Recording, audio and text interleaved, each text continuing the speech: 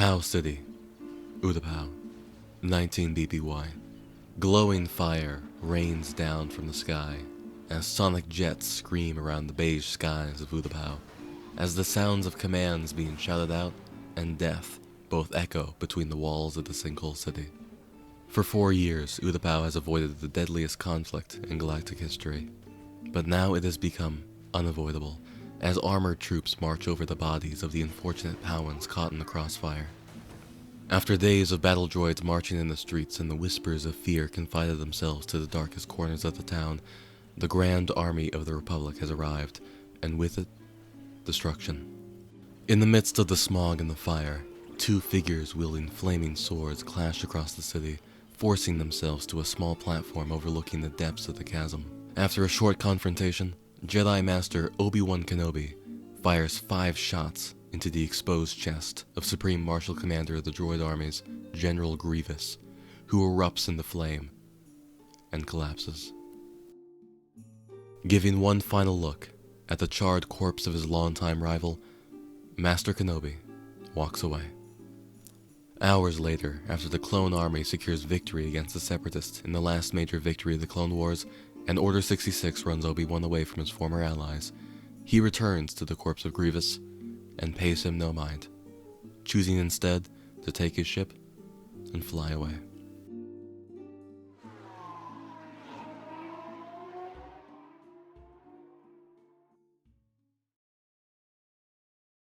So, it seems like no one's taking him.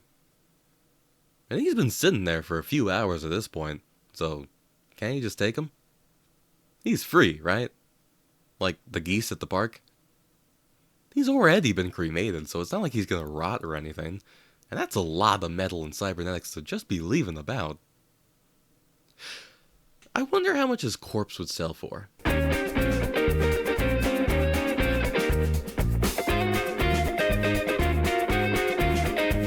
7 feet and 1 inch tall, General Grievous is a towering figure amongst his comrades, and coming in at 350 pounds, could easily crush a former Scooby-Doo crew member into a flat paste under his weight. Grievous, despite popular controversy surrounding retcons, was a highly formidable foe who killed dozens of Jedi between both continuities and remains one of the most recognizable antagonists Star Wars has ever made. This look we all know and love wasn't something Grievous was born with, however. I mean, Jesus, I hope someone didn't birth that. Not even the name Grievous was his birth name. Born Kaimane Hai Shilal, Grievous was once a proud Kaleesh warrior who had his life taken away from him by the Republic's support of the Hux invasion of the Kaleesh homeworld. But that's a whole other different video that a billion YouTubers have already made, and that's not why you're here for the Some of Those experience. Which, speaking of, if you're a returning viewer or just overly generous or highly susceptible to people on the television telling you what to do, which I know a quarter of you are watching on, like you, Madison Williams. If you wanted to give a like or hype, if that's still a thing, that would greatly help the video, because checking my latest viewership numbers, I fucking need it. Or comment below to call me a bitch or whatever would justify you ever wanting to comment on a Some of Those video, I'd appreciate it. Getting into the real meat and bones of what you're looking for, Kaimane took the name Grievous and removed all of his meat and bones, opting for a cybernetic frame instead, allowing him to better kill the Jedi he detested so much. Also, maybe there's some crash involved, but Grievous's origins in the canon continuity is such a mess and a large patchwork of various source books and small mentions and trading cards, and it's just really hard to keep track of all of this and figure out what's the most accurate bit of lore and what makes sense. I'm just gonna stick with this line in the Clone Wars for the most part. By the time we see him in the Clone Wars, he bears almost no resemblance to his former Kaleesh self, covered in pale bone-like metal, exposed wiring and tubes, and thin metallic limbs stretching out of his chest, housing what few organs he has left. Also, his brain and eyes are there. They exist too.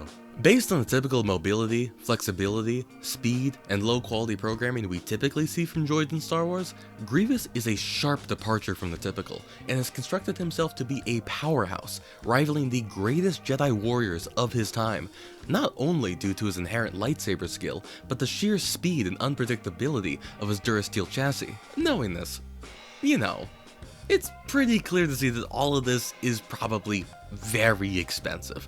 Maybe paid for by the wealth he accumulated over his time as Kaleesh warlord. And again, he's clearly not using it. And I don't think anyone else really wants to use something like this unless the next FNAF game takes a fucking insane twist. So why don't we sell it? YouTube doesn't pay all that much, and I could use the gas money. But I don't want to get my ass screwed over by a pawnbroker who knows more about Clone Wars era battle droid cyborg technology than I do, and gives me a shitty deal. So let's try and figure this out. First of all, we're gonna need to figure out just the base cost of the metal itself. First, we're gonna need to remove the weight of Grievous's organs, which were very kindly erased from the product by General Kenobi. We don't know shit about the weight of Kali organs, so we're just gonna use human organs as a stand-in. The total weight of all of your major organs is about 15 pounds, with some variation obviously. Since Grievous also has this weird goop I don't really understand, I'll just raise it up to 18 pounds to be safe. Subtracting 18 pounds of flesh from our total, we'd get 332 pounds of mostly Durasteel. There's definitely some other stuff in there, but this is a YouTube video from a guy called Submadoge. You're not gonna get an exact number on this channel. Speaking of hardly exact numbers, the video game Star Wars Outlaws lists the price of Durasteel to be 75 credits per unit of Durasteel. As you can imagine, a unit is not a real measurement and has never been given a real-world equivalent.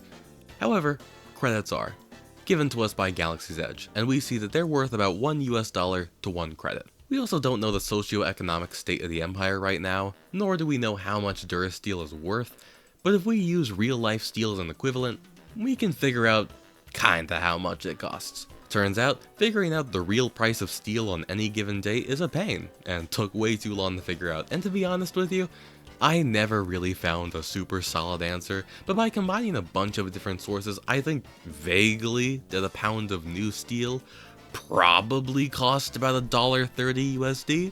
Maybe I'm getting ripped off at the steel store, maybe I'm heavily undercutting the cost of steel. I'm sorry to all of you steelheads out there. Please tell me the price of steel in the comments, or in my Discord, or whatever, because oh my god, I spent hours on this. I have so little experience, and so much less interest in keeping up with the economic price of metal, I do not care. Now knowing very vaguely, with sources that don't even align at all with what we're talking about, we can multiply the price of steel in the real world to how much K is paying for Durasteel and Outlaws, and find that a unit is probably about 100 pounds of Durasteel. We didn't actually need to figure that out. That's just a totally irrelevant, probably false fact that means nothing. Moving on, assuming that the price of Durasteel is about 1.3 credits, Grievous's 332 pound corpse of pure Durasteel, which also probably isn't true, probably cost around 432 credits in pure metal. With that kind of money, you'd be able to pay off a fraction of a month's rent. So now we know. Melting down Grievous's corpse into a metal slurry to sell to some contractor and turning him into a bridge somewhere is probably not the best choice to maximize our profits. What you gotta think though, is that Grievous isn't just a sack of metal. He's animated. He's moving.